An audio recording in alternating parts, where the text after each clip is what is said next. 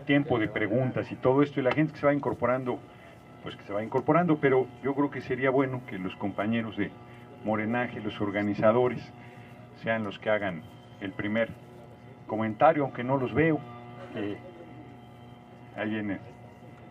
Vente, Omar, para que yo, ya ves que ando yo con ansias de novillero, entonces yo digo que le empecemos de una vez, pero les pregunto, vino el secretario general a decirnos que, no, hombre, que somos muy bien recibidos, yo se lo agradezco mucho, y que si queremos el auditorio. Yo le dije que nos gusta la naturaleza, pero ¿ustedes qué dicen? ¿Hacemos aquí la reunión o aquí, no? Yo creo que es una manifestación legítima del acoso que los compañeros que me invitaron han tenido y se han mantenido firmes para que esta plática se llevara a cabo. Yo pido inclusive un aplauso para los compañeros organizadores que se han fajado para que yo esté aquí. Y aunque Omar sigue preocupado del sonido, vente para acá, Omar, para que hagas un comentario inicial. Bueno, buenas tardes, compañeras, compañeros. Primero, un agradecimiento por su asistencia, por su actitud rebelde, nos dijeron. Pero bueno, finalmente, rebeldes o subversivos, lo que queremos es dar otro punto de vista de las cosas que están sucediendo en el país. Creemos que no tiene que ser nada más la derecha la que opine de lo que esté pasando en México. Nos sentimos muy orgullosos de tener aquí al diputado Fernández Noroña, porque sabemos que él es un digno representante de los intereses nacionales, de la gente del pueblo. En su participación durante esta legislatura ha demostrado que es un aliado de la gente, que es un aliado del pueblo. Ha votado en contra del alza de impuestos, se ha opuesto a todas las fechorías que han querido llevar a cabo desde la derecha. Entonces, no me queda más que decir que estamos orgullosos, a pesar de los pesares, de las dificultades que hubo, de que se nos negaron los espacios. Creemos que esto es muy lamentable, a pesar de que ahorita ya a la hora de la hora vinieron a ofrecérnoslos, porque la universidad es pública y la universidad es autónoma, entonces debería de garantizarse al menos la libre expresión de los estudiantes. Aquí en la universidad han estado diputados priistas, ha estado un candidato panista, entonces pues lo que queremos es que haya pluralidad, que se escuchen todas las voces, porque eso es lo que enriquece a la universidad. Entonces, muchas gracias por su asistencia. Yo agradezco a Omar, agradezco a los compañeros de Morenaje, a ustedes su asistencia, y como bien lo comenta Omar, la universidad, su nombre lo dice, es universalidad. Debe estar abierta a todas las formas de pensamiento, a todas las visiones, para enriquecer precisamente la formación de la comunidad universitaria. Yo estoy convencido que las universidades públicas deben ser de excelencia, las mejores del país, y que deben generar un espíritu crítico, un espíritu de hombres y mujeres libres en su comunidad. Como aquí se ha dicho, a mí por lo menos me ha tocado en el poquito tiempo que llevo aquí que arribé a la universidad, 2 invitaciones para usar el auditorio, pero ya nos instalamos en este lugar y empezamos sin más preámbulo agradeciendo a las autoridades la invitación al auditorio y agradeciendo sobre todo a ustedes su asistencia a esta charla. Yo vengo a compartir con ustedes una visión de lo que está sucediendo en el país. Las elecciones presidenciales son siempre para nosotros la oportunidad de un cambio profundo. Electoralmente, las reglas para la izquierda son inaceptables. Nos reconocen triunfos a diputados locales o federales, nos reconocen triunfos a senadores, nos reconocen triunfos a alcaldes, a gobernadores. Esto no ha sido fácil. En el PRD costó 600 muertos entre 88 y la fecha actual luchar por el respeto al voto, porque se respetara la decisión de la gente. Acción Nacional en su momento como oposición hizo también aportaciones importantes a la lucha por el respeto al voto de la gente. Aquí mismo en Chihuahua se vivieron jornadas cívicas muy importantes, donde como era la derecha la que hacía los bloqueos carreteros, los bloqueos a puentes fronterizos, era resistencia civil. Cuando lo hace la izquierda es desorden, es equivocado. No, no es así. Aplica igual para cualquier hombre o mujer que defienda su derecho. Y la regla, decía yo, para la izquierda es que en las elecciones presidenciales, si pierdes, pierdes, y si ganas, pierdes. Esa es la regla que nos quieren aplicar, y es una regla inaceptable, porque quieren que seamos sus comparsas en las elecciones presidenciales y no se respete la voluntad popular. En 1988 se ganó con Cuauhtémoc Cárdenas la presidencia de la República e impusieron a Carlos Salinas. En 2006, yo creo que en una muy clara atraco a la voluntad popular, Andrés Manuel López Obrador y al pueblo de México nos negaron la presidencia que habíamos obtenido con votos. Se reconoce oficialmente casi 15 millones de votos a Andrés Manuel, casi 15 millones de votos a Calderón, una diferencia oficial de 211,000 votos más o menos, y nunca aceptaron el recuento voto por voto, casilla por casilla. Yo en tribuna, tengo más o menos 600 intervenciones en tribuna en la Cámara de Diputados, y más de una vez le dije a los diputados del PAN que se habían robado la presidencia, y se enojaban, brincaban como chinicuiles en comal, y yo les decía, ¿por qué se enojan? Ya ni nosotros que nos la robaron nos enojamos, ustedes ¿por qué se enojan si son los beneficiarios de ello?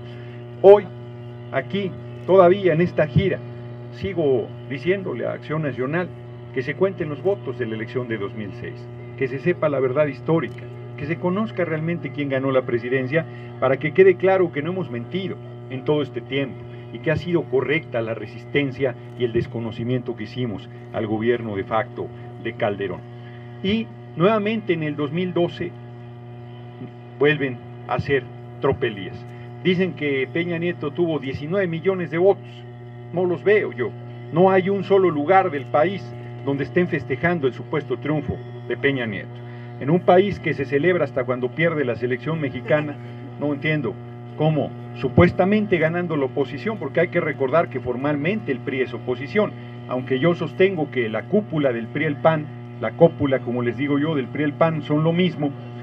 La verdad es que debería haber una celebración. Después de 12 años se va el PAN del gobierno y no hay absolutamente nada.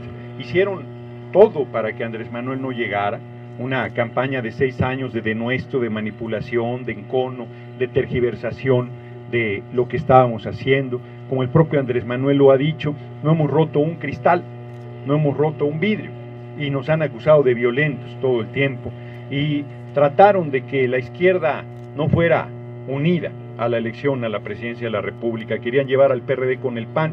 Recuerden que todavía unos meses antes de la elección presidencial en el Estado de México presionaron con todo para una alianza PRD-PAN, para perfilar una alianza a la presidencia de la República. Finalmente fue derrotada. Luego pretendieron que el PRD fuera aparte con Marcelo Ebrard. Marcelo se portó muy bien y logramos una candidatura unitaria, y luego se burlaron de Andrés Manuel hasta que se cansaron. Dijeron que era un cartucho quemado, que iba a quedar en un lejano tercer lugar, y se fue metiendo, hizo una hazaña otra vez Andrés Manuel con el apoyo del pueblo de México. Decían que Josefina Vázquez Mota estaba en segundo lugar todavía una semana antes de la elección. Yo comentaba, hombre, ¿cómo Josefina va a estar en segundo lugar si no entusiasma ni a su marido? ¿Cómo va a ganar la elección presidencial? Y de Peña Nieto igual. Es la primera vez, yo no recuerdo un fenómeno donde un candidato de la oposición durante la campaña reciba manifestaciones de repudio, de protesta tan enérgicas como las que se hicieron en torno a Peña Nieto, sobre todo a partir de su provocación en Libero, diciendo que había ciertamente reprimido en Atenco y que lo volvería a hacer y que no había ningún problema con ello, y generó un despertar muy importante de los jóvenes que no habían estado participando en política y mucho menos participando en elecciones y en política partidaria, que son solo otras formas de manifestación política, pero no la única. La participación política va más allá de las elecciones y de los partidos mismos. Entonces ha dado un movimiento muy importante, el movimiento 132, que sin que Andrés Manuel convoque a la lucha, ellos han estado presionando, denunciando, exigiendo al tribunal que anule la elección, planteando que no permitirán la toma de protesta de Peña Nieto, pero no es suficiente. No pueden ser solo los jóvenes de este país los que enderecen el barco del deterioro terrible que se está viviendo en nuestro país. Yo no tengo duda que el Tribunal Electoral del Poder Judicial de la Federación va a validar la elección, va a decir que Peña Nieto ganó. Pensar otra cosa me parece una candidez. En un país donde no se respeta la ley, donde las instituciones simulan que cumplen lo que deben cumplir, que el tribunal hiciera la anulación de la elección sería impensable. Entonces, la pregunta es, ¿qué sigue? ¿Qué va a pasar después de que se valide la elección por el Tribunal Electoral? Y es ahí donde yo quiero poner con ustedes el énfasis. Yo estoy convencido que necesitamos crear un poderoso movimiento popular, que necesitamos generar una rebeldía pacífica de nuestro país, del pueblo de México. Si no hay un proceso de rebelión pacífica muy enérgico para barrer con toda la corrupción, la simulación, la desigualdad, la injusticia que existe en el país, no va a cambiar absolutamente nada. Lo digo de otra manera, lo que no hagamos nosotros, por nosotros mismos, no lo va a hacer nadie. No va a ser un acuerdo cupular el que cambie las cosas en el país. No va a ser un acuerdo en el Congreso o con Peña Nieto lo que va a cambiar la situación. Ya el propio Peña Nieto dijo que va por la reforma laboral, que en los hechos no es otra cosa que liquidar los derechos de los trabajadores, que los trabajadores no tengan seguridad social, que no tengan pensión, que no tengan jubilación, que no tengan vacaciones, que no tengan aguinaldo. Quieren, dicen ellos, como en Estados Unidos, pagar por hora. En Estados Unidos pagan $5 la hora y aquí la quieren pagar a 5 pesos, pequeña diferencia. Pero además quieren, en Estados Unidos trabajas 8, 9, 10 horas. Aquí quieren que vayas y te digan hoy trabaja 1 hora, mañana vas y nada, pasado vas y 4, el siguiente día 6. O sea, es una burla lo que están pretendiendo. Ya también dijo Peña Nieto que va a seguir entregando el petróleo, que porque se necesita inversión privada. Es un eufemismo para esconder el remate del patrimonio nacional. Pemex aporta el 38% del presupuesto nacional. El 38%, quiere decir que 1 de cada 3 escuelas, 1 de cada 3 hospitales, 1 de cada 3 carreteras son financiadas por el dinero aportado por Pemex. Pero para que no quede claro esto, aún así planteado, les digo que si desaparece Pemex, el 38% que aporta al presupuesto lo va a pagar el pueblo de México, porque no lo van a pagar las transnacionales del petróleo, como no paga FEMSA de Coca-Cola, como no paga Cemex, que tiene monopolio de cemento, como no paga Maseca, como no paga Bimbo, que tiene monopolio del pan industrializado, el impuesto sobre el producto de la renta. Pagan entre 1.5 y 2% cuando la mayoría de la gente pagamos el 30%. 30 grandes empresarios pagarían 500,000 millones de pesos al año por concepto de impuestos y no los pagan. ¿Qué significa eso? En 6 años esos 30 empresarios pagarían solos el presupuesto de un año del país completo y no pagan absolutamente nada. Entonces necesitamos cambiar esas cosas, necesitamos modificar esa situación que además va sumado a la militarización del país, ¿no? Yo espero que esté oyendo bien porque soy ahí, sí, hay un ruido ahí de fondo que espero no lo esté distrayendo, pero paso a una parte que también me parece muy importante y más aquí en Chihuahua, que la comenté en Juárez, que es el tema de la militarización del país, y se los cuento con una anécdota. El martes estuve todavía en Tijuana, pero yo llegué allá el viernes a una gira por todo el estado de varios días, y llegando a Tijuana me encontré con uno de los retenes militares más absurdos que yo haya visto. Todos los retenes son ilegales, son inconstitucionales, pero este retén está a la salida del aeropuerto. O sea, te revisa ya cuando te vas, ya cuando vas a salir, que es una locura. Y yo he ido muchas veces a Tijuana, cambiaron el aeropuerto y ahora que llegué yo pensé que ya no estaba. Dije, qué bueno, por fin lo quitaron. Y no, sorpresa, que a la hora de salir, ahí estaban los militares, yo siempre me paso. Y entonces me alcanzó uno y me dijo, lo vamos a revisar. Dije, no, artículo 16 constitucional. Nadie puede ser molestado en su persona, domicilio, papeles o posesiones, sino en virtud de mandamiento escrito de la autoridad competente que funde y motive la causa legal del procedimiento. Entonces él se me queda viendo y me dice, artículo 89, fracción séptima, el presidente manda al ejército. Y le dije, mira, ese ni es presidente, se robó la presidencia, pero enséñame el documento de tu presidente donde dice que vas a revisar mi maleta, tamaño tal, marca tal, color tal, en mi posesión, y la razón jurídica de por qué la vas a revisar. Y entonces él me dijo, no lo tengo, pero te voy a revisar. No vas a revisar porque el artículo 129 dice que el ejército debe estar en los cuarteles en tiempo de paz.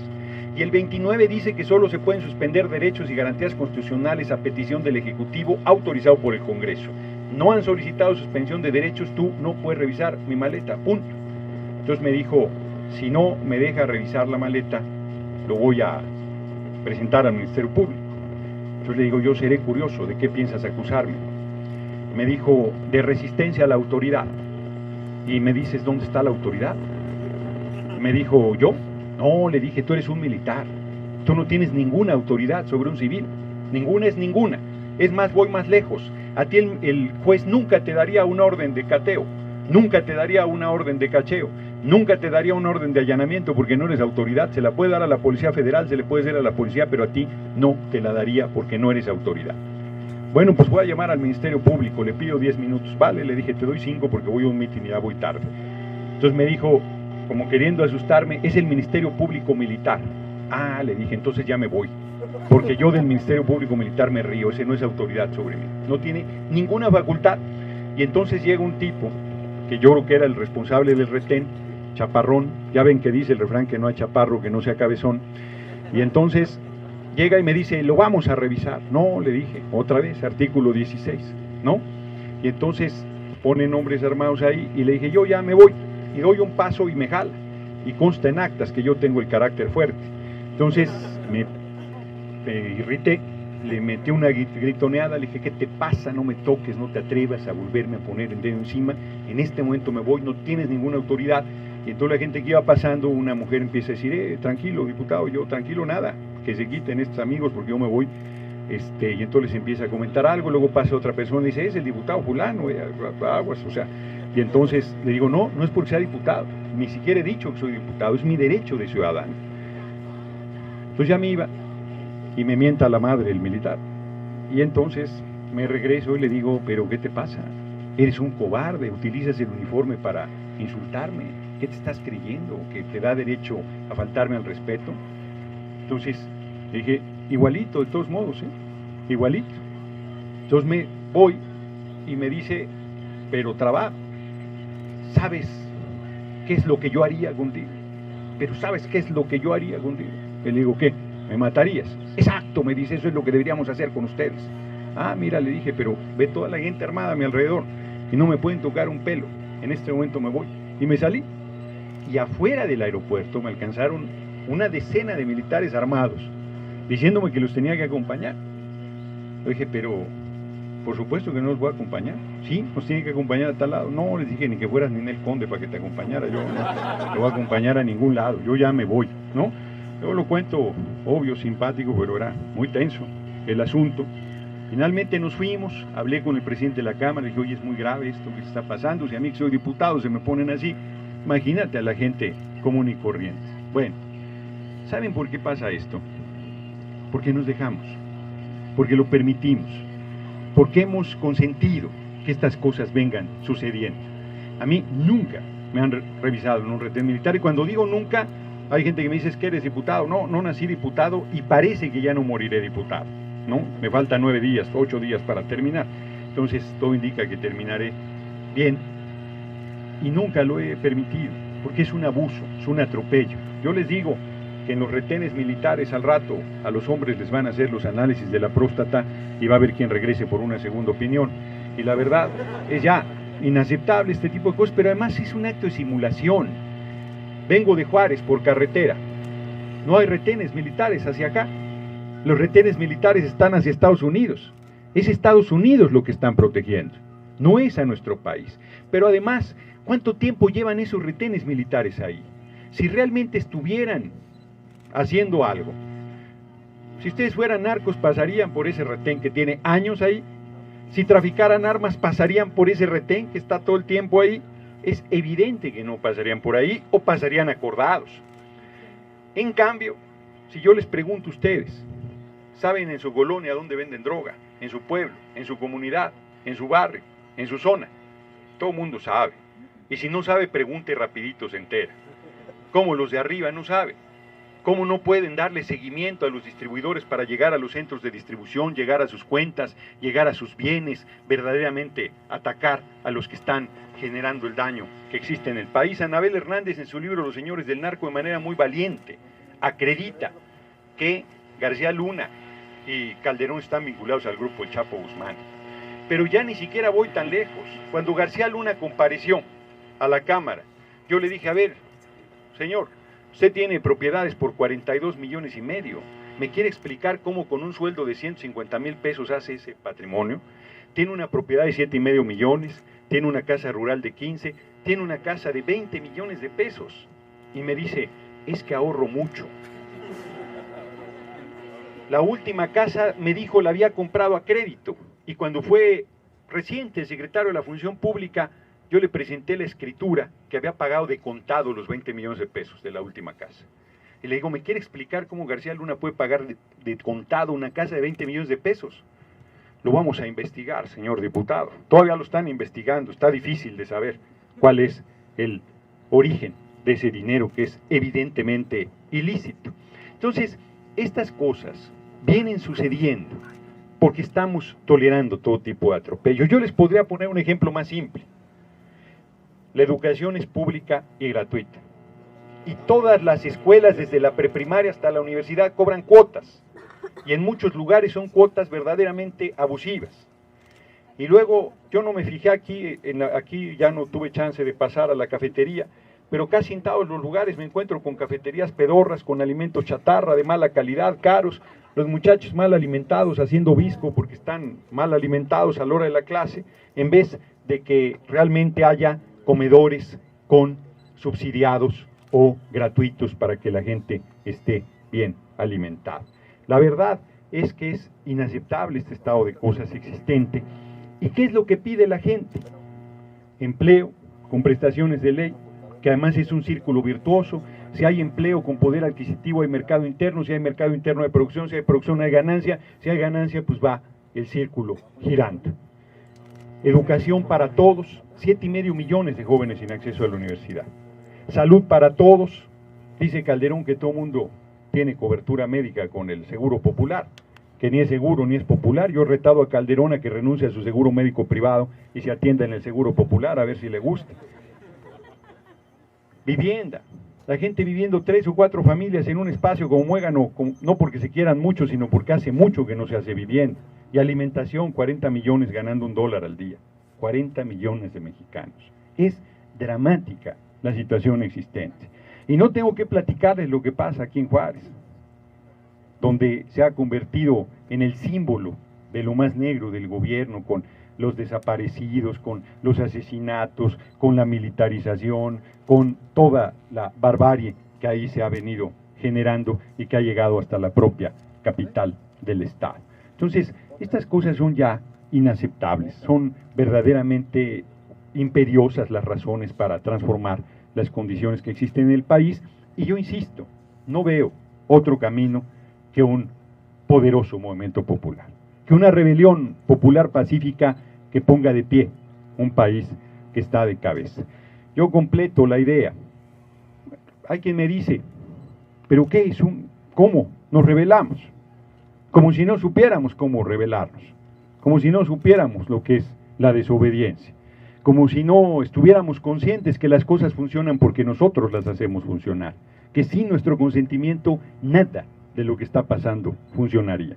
Como dice Gandhi, la injusticia existe porque la sostenemos de manera activa o pasiva, y la verdad es que ya es momento de parar todo tipo de atropellos. Este acto sencillo de estar hoy aquí presentes es una demostración. Frente a la amenaza de las autoridades universitarias, frente a la presión, frente a la prepotencia, frente al autoritarismo, un grupo de muchachos dijo, el evento va. Y me dijeron, Gerardo, nos niegan el auditorio, lo hacemos al aire libre. Y están muy tensas las condiciones, vamos. Y puede haber provocaciones, vamos. O sea, no vamos a dar marcha atrás en nuestro derecho de libre reunión, de libre manifestación y de libre expresión de las ideas. Entonces, yo creo que todo mundo sabemos lo que tenemos que hacer. A riesgo de ponerme cursi, les digo, que es muy fácil lo que hay que hacer. Hay que hacer lo que el corazón nos diga. Uno sabe aquí cuando se queda corto, uno sabe aquí cuando está siendo débil, uno sabe aquí cuando debió haber alzado la voz y no lo hizo, uno sabe aquí cuando no debió haber permitido un atropello. No necesita decírnoslo nadie, todos lo hemos sentido en algún momento con mayor o menor intensidad. Y yo estoy planteando una propuesta adicional para pasar a una ronda de preguntas que no sea un soliloquio. Estoy planteando una propuesta adicional a la rebelión popular. Yo estoy consciente, estoy convencido que es la rebelión popular pacífica por delante, subrayo pacífica, para abrir el camino a la vía electoral. En Bolivia, grandes movilizaciones populares obligaron a irse a gobiernos neoliberales, contrarios al pueblo, y abrieron la vía electoral para que Evo Morales llegara. En Ecuador sucedió lo mismo con Correa. En Argentina, grandes movilizaciones obligaron a renunciar a De la Rúa y luego a 2 o 3 presidentes al hilo. Es la movilización popular el camino para abrir los cambios en el país. Y yo creo que hay que construir un nuevo partido político de izquierda, verdaderamente un instrumento de organización y lucha de la gente, donde hombres y mujeres firmes, decididos, consecuentes, valientes, guerreros y guerreras estén impulsando la transformación del país como un instrumento político de la gente. Porque yo les digo, los jóvenes que quieren hacer política partidaria, ¿dónde la van a hacer? En el PRD, me los envejecen en 2 segundos. Yo soy fundador del PRD con miles de hombres y mujeres, lo conozco bien, me burlo del tema, les digo, estuve 19 años en el PRD, le di los mejores años de mi juventud, y la verdad es que no le veo. El PT aquí particularmente, en ningún lugar hablo mal del PT porque el PT se ha portado muy bien conmigo, yo no soy afiliado al PT, se portó muy bien, en términos generales, pero aquí, ¿qué les digo? ¿Qué les digo? Ni para qué, ¿no? Ni para qué. Entonces, no son instrumentos de organización y lucha de la gente. ¿Dónde van a ser todos los que quieren? Y además, el movimiento social es fundamental, pero sin una herramienta política, sin un programa, sin una finalidad, lo digo de otra manera. Pongámonos en el escenario más optimista, que obligamos a Peña Nieto a que no tome protesta, aunque eso creo que ya lo comenté, que no está fácil porque se cambió la ley, y Peña Nieto ahora puede tomar protesta ya no frente al Congreso, sino donde sea que esté el presidente de la Corte. Eso quiere decir que puede tomar protesta en los baños del Ibero, puede. O sea, técnicamente puede, ahí o donde sea.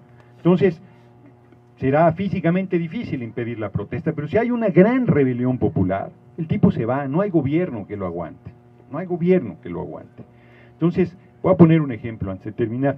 Entonces, pongámonos en el escenario más optimista, que lo logramos, que la gente nos rebelamos y hacemos la presión necesaria para que se vaya. Se convoca elecciones extraordinarias. ¿Con qué partidos vamos a ir? Con los mismos instrumentos que ya vimos cómo funcionaron ahora en esta elección pasada. Yo creo que no. Morena mismo se creó como una estructura para tratar de paliar las deficiencias de los partidos.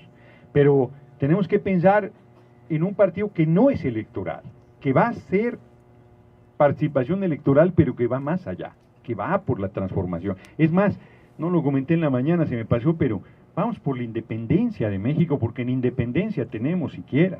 Vamos a construir nuestra soberanía, a generar un sistema político y económico de igualdad y de oportunidades para todos. Y ahí yo cerraría con una anécdota personal y luego con 3 anécdotas puntuales históricas. La personal es, ¿por qué de izquierda? Yo creo que solo por la izquierda está el cambio. Hay quien se sorprende que los jóvenes que estén participando, simpatizando con la izquierda. Y yo les digo, parafraseando a Salvador Allende, que un joven que no es revolucionario nació decrépito. Un joven panista es antinatura. Un joven que diga que admira a Calderón, ese muchacho no está completo, hay que llevarlo a revisar. Y un joven que diga que su símbolo es Peña Nieto, ahí se los encargo también. O sea, eso no puede ser, o sea, no tiene sentido. Entonces, es natural que los jóvenes vayan por la izquierda, y con esto no quiero decir que no haya priistas y panistas que valgan la pena abajo de la gente, y hasta algunos cuadros, sí los hay hombres y mujeres patriotas también ahí, y hay que sumar a los hombres y mujeres que quieren rescatar este país, pero es por la izquierda, no hay otro lugar. Y ahí pongo la anécdota personal. Miren, Mis abuelos, yo me eduqué con mi abuela materna. Ella tuvo tercero de primaria, no pudo ir a la universidad. Mis abuelos no fueron, mis padres tampoco. Yo fui el primero que tuve oportunidad de ir a la universidad, me cambió la vida. Pude conocer talentos que ni me hubiera enterado que tenía. La verdad es que fue muy importante. A mí la escuela no me gustaba nada, también lo digo, pero mi abuela fue muy insistente de que yo estudiara, y yo estudié. Y mi abuela era muy mal hablada, y un día me dice: carajo, Gerardo, pero ¿para qué te mandé a la escuela? Yo quería que fueras mejor, ahora eres fachoso, andas greñudo, eres ateo, además comunista, me lleva el demonio, ¿qué voy a hacer contigo? O sea, eso no es lo que yo pensaba. Y entonces yo le decía: a ver, mamá, educación para todos, ¿sí? Salud para todos, ¿sí? Vivienda para todos, ¿sí? Alimentación para todos, ¿sí? Empleo bien pagado, con derechos para todos, ¿sí? Libertades y justicia, ¿sí? Pues eso es, de eso estamos hablando. O sea, porque la gente luego no sabe lo que es la izquierda, piensa que, como pasó en 2006, que le decían a la gente: si votas por Andrés Manuel te va a quitar la casa, te va a quitar el carro, absurdo. Y luego le preguntas a la gente: ¿por quién votaste? Por Calderón. ¿Y tienes casa? No. ¿Y tienes carro? Tampoco. ¿Y entonces qué te iba a quitar? O sea, tenían miedo de que les quitaran lo que no tenían. O sea, y así también hay un amigo que dice, un joven que dice: la mayoría de mis amigos son de izquierda, pero muchos no lo saben. Así está, de verdad, hay mucha gente que es progresista, ni siquiera se entera que es progresista, y por eso el cambio está por la izquierda. Y yo termino, para abrir las preguntas. Yo espero que no agarre el monte como yo, si no me va a suceder el fenómeno Josefina Vázquez Mota, se va a empezar a vaciar aquí, va a tomar fotos, la rectoría va a decir: miren, se reunió con 3 personas ahí, el diputado, que según no iban a caber en el auditorio. Entonces, les agradezco muchísimo su asistencia, estoy muy honrado, muy contento de esta participación que está habiendo en esta reunión, y les pongo 3 ejemplos rápidos. Villa, ¿quién si no? Con 13 hombres armados entró a Chihuahua, 13, ni uno más, y con esos 13 formó el núcleo de la división más poderosa de la Revolución Mexicana, la División del Norte. Parecía inamovible Porfirio Díaz, inamovible. En octubre de 1910 seguía celebrando el centenario de la independencia, el héroe de la guerra contra la intervención francesa, dictador por décadas, Madero chiquito, y el apóstol de la democracia no se anduvo con chiquitas y convocó una revolución cuando Porfirio Díaz no respetó el resultado. Noviembre de 1910 empieza la revolución, y en abril de 1911 Porfirio Díaz ya iba al exilio, Luego llegó Huerta por errores y demás, y asesinó a Madero y a Pino Suárez, y Villa volvió a jugar un papel importantísimo en la revolución. Ni uno de los militares, a excepción de Felipe Ángeles, tenían experiencia militar, ni uno de los revolucionarios. Se formaron al calor de la lucha, de la organización con el pueblo. Segundo ejemplo, 2 tienen que ver con el Estado, ustedes fíjense qué cosas. El segundo es externo, Cuba. Salió un barquito, un yate para 20 personas de Tuxpan a Cuba, con 100 revolucionarios. Apenas desembarcaron con muchos problemas, porque iba zozobrando el barco por el sobrepeso. Apenas desembarcaron en Cuba, les mataron 88, quedaron vivos 12. De los 12 quedaron en grupos de 3. Los 2 que iban con Fidel Castro, uno perdió las botas y otro perdió el rifle. Y se iban arrastrando porque tenían vuelos rasantes que los querían matar antes de llegar a la Sierra Maestra. Y uno de ellos cuenta que se iban arrastrando, y Fidel decía: ahora que triunfe la revolución vamos a hacer esto con la educación, ahora que triunfe la revolución vamos a hacer esto con la salud, ahora que triunfe la revolución vamos a hacer esto con la economía. Y el otro decía: está loco, este cabrón está loco, somos 3 gatos, están a punto de matarnos, y este está pensando qué va a hacer cuando triunfe la revolución. Y triunfó la revolución, porque un puñado de hombres y mujeres lograron contagiar sus sueños y entusiasmo al pueblo completo cubano, y al margen de las diferencias y críticas que pueda haber con el régimen en Cuba, mantienen su decisión en contra de toda la presión del imperio más poderoso del mundo. Y vuelvo a México. Voy a hablar de política, no de religión. Los liberales mexicanos eran unas montañas. Separaron la iglesia del Estado a mediados del siglo XIX. Para que ustedes se den cuenta de la importancia, Finlandia acaba de separarlo hace mes y medio. Francia, con todo y su Revolución Francesa, separó la iglesia del Estado en 1901. Argentina lo hizo en 1954, y al año siguiente Perón tuvo un golpe militar en represalia por la separación de la iglesia y del Estado. Colombia lo hizo en 1983 y España hoy en día le paga a la Iglesia Católica como si fuera un partido político por cada feligrés que tiene. Y en México, en el siglo XIX, todos creyentes, excepción del nigromante, era el único ateo, como yo comprenderé. Todos los demás eran creyentes y separaron la Iglesia del Estado, que era quien controla la educación, eran los usureros de su momento, tenían el acaparamiento de tierras y de riqueza más grande del país, tenían los panteones, tenían el registro civil, los separaron. La alta jerarquía católica no se aguantó y generó una guerra, la guerra de Reforma, y la perdieron los conservadores, y no se aguantaron, y fueron a Francia y hablaron con el emperador francés y trajeron a Maximiliano, apoyado por el imperio por el ejército más poderoso del mundo en su momento, el ejército francés. Les ganamos una batalla, la única que hemos ganado en nuestra historia, la del 5 de mayo en Puebla. Y luego a Zaragoza se le ocurrió morir si nos pasaron encima. Se estableció más de 2 años y medio Maximiliano. Y al principio le mandó una carta a Juárez y le dijo: ambos somos liberales, sea presidente de la corte del imperio.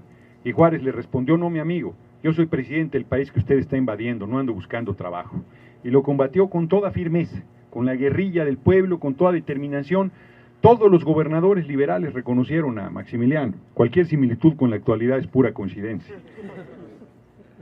Desesperados, los liberales, 2 años y medio gobernando, derrota tras derrota, fracaso tras fracaso, mala noticia tras mala noticia, y le preguntan los liberales a Juárez: presidente, ¿vale la pena luchar?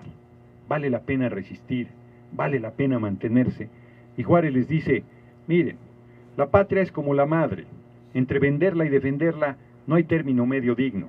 Esa es la situación que tenemos en este momento.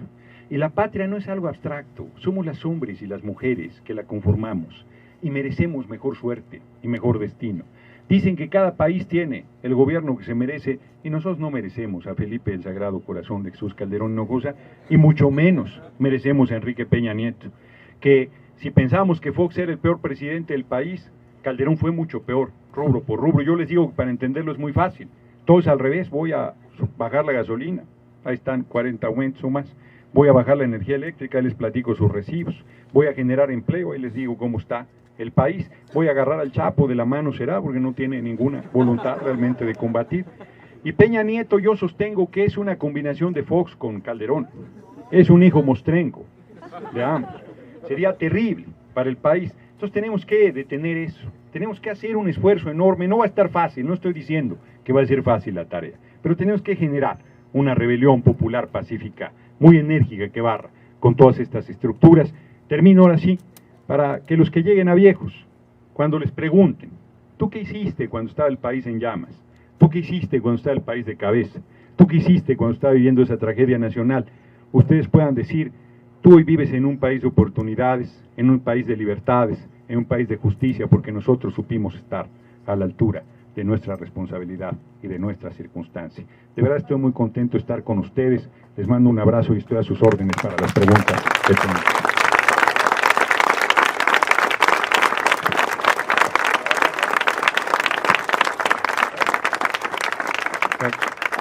Vamos a abrir, si alguien me presta una...